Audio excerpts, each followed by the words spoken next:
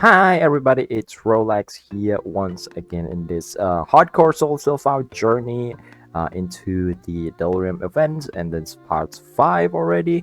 I got a new gears, I got a new piece of gears, probably a couple of them, and then also some potentially upgrade in the next part as well. I just need a little bit of crowd, and then we'll be ready for the fledgling boss fight, I think, because right now I got aura running. I also got both determination and grace running together now, and I think I have pretty decent amount of chaos resistance, because I took the point, 1 point for the 7% chaos resistance and 12% all resistance for the mastery. I think that's amazing, but at least it give me something. Because when you get into deep red tier map for the Alhazmin, it's actually going to be much more relevant, because monsters can do a lot more damage. The boss itself probably never gonna hit you because you can move out of the way pretty easily, and if you do get hit, then you probably need poison immunity, or maybe it's some poison removal from your flask or something, because they're gonna hurt you a lot. Like if you don't have immunity to chaos damage or immunity to poison, they will hurt you quite a bit. But other than that, I think I got the syndicate's bot fight, the mastermind. I probably gonna put it back in the end of the video as always. Just see. I think it's level 79. It's not that difficult, I would say, except when I was doing it, I was having like 20%, 24% chaos resistant, or 31%. I don't really remember. I think it might have been 31% chaos resistant. It's not too bad, but yeah, it's a little bit sketchy, and I don't really have that much armor because my gear not really ready. I think most of my gear are basically no armor or anything like that. Like my chest piece is like 400 armor or something, which is kind of bad. And I did farm a little bit of simulacrum, because simulacrum is pretty easy, up to maybe like wave 13. Now at this point, if you get like some nasty combination of the mod, though, it would be really scary, such as like a crit and then some LA pen and maybe some chaos damage extra or something like that. If you get those things, or maybe extra projectile as well, so they're gonna be like a little bit scary. And my character probably don't want to deal with those things, because I mean, it's pretty easy to get some Blackroom anyway. You can just ditch it. You can just like, yeah, I'm not gonna do that. But let's go over the character and how far have I made it. It's level 92 now, almost level 93. As you can see, I got like 76% XP here, and I did change a couple gear. My weapon's still the same, so I still need a little bit more fire resistant on one of my gears, something like that. My gloves is better, I think. It's have less attack speed, but it's better life and better spell suppression, and then also decent amount of cold resistance, as you can see there, 41%. My belts is still the same. I probably need to change this as soon as possible, but still, just big lightning res and one crowded resistance. My boots, actually, this one I just aisling slam it, and hopefully it remove the stun recovery, and then it add some movement speed, but it didn't really happen. So I just got 20% fire and chaos resistance on the aisling slam, and then it's removed like lightning resistance, which is like 7% lightning resistance, maybe 13% lightning resistance. I don't really remember.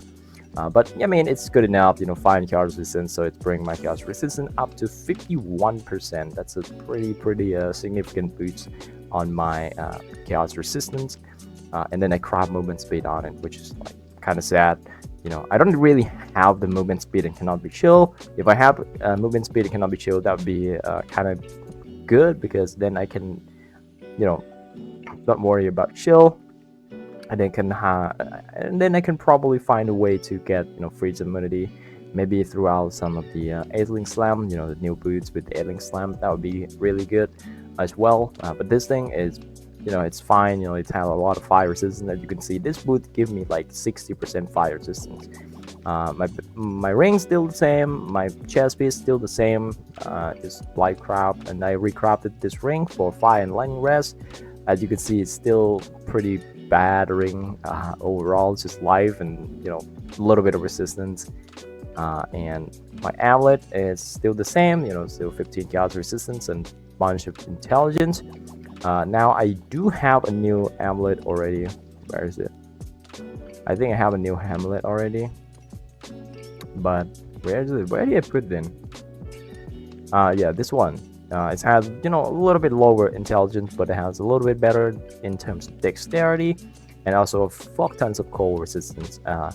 If I use this, then I can drop cold resistance somewhere entirely, such as my helmet.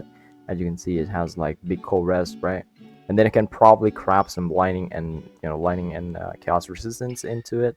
And then I need to get some fire resistance on the on the new belt, and I could probably change into this amulet. It's not that amazing because it's not like a tier 1 life, and it's not having armor, which is kind of the thing that I want. I want armor, and you can see like my chest speed is pretty bad, 400 armor. My gears are very much just no armor, like all over the place, which is kind of sad. Right now I'm sitting at 22,000 armor and 10,000 innovation with grace and determination. My grace is not level 20 because I cannot get it to level 20. I need more dexterity. I'm gonna try to fix dexterity like along the way. Yeah, the passives, it's just taking grace and determination efficiency, reservation efficiency, which is allow me to run both of them and Dreadman at the same time. You don't really need much more than that. This is pretty good already for the mana. And in the end, I'm probably gonna try running with the cluster jewel because I have this one. It's an axe and axe attack with the 8 passives, right? And then I can probably get some attack speed or mana leech. That would be really, really good as well. So if I got mana leech, then I can drop life tap on one of my thing. Maybe no life tap on. I don't know. No life tap on like. Wait, I only have one that has life tap. Yeah, maybe just no life tap on Leap Slam altogether. And then I can probably just get mana leech and be fine with it. And then I can drop this whole thing. Maybe I still keep life and then get something else and then get a new cluster jewel. But that's gonna be it for the character progression. Let's see how Atlas doing. I'm just still getting completed bonus objective as I'm trying to find some of the lower tier map, the completed lower tier map to get the bonus objective. And then also I completed 3 Conquer Watchstone, 3 all of them. I got like 4 Watchstones.